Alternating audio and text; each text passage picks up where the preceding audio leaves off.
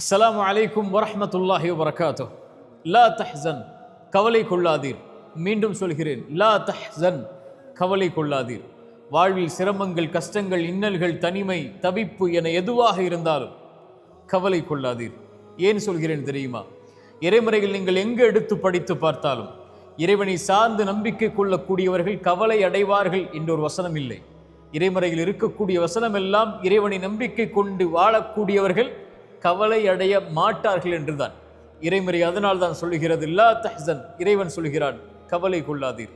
யாருடைய வார்த்தை தெரியுமா?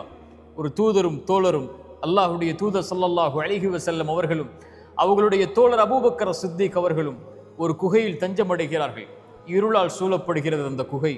வாள்கள் தேடிக்கொண்டு இருக்கிறது மேல். அபூபக்கர் அவர்கள் சொன்னார்கள் தன் தூதரை பார்த்து, தூதரே, அவர்கள் குனிந்தால் நம்மை பார்த்து விடுவார்கள். அபூபக்கரை பார்த்து இறை தூதர் சொன்னார்கள், மாதன்னுக்க பிஸ்னைனி யா அபூபக்கர், நாம் இருவர் என்றா எண்ணிக்கொண்டிருக்கிறீர். அல்லாஹு சாலிதுஹுமா, நம்மோடு மூன்றாம் அவராக இறைவன் இருக்கிறான்.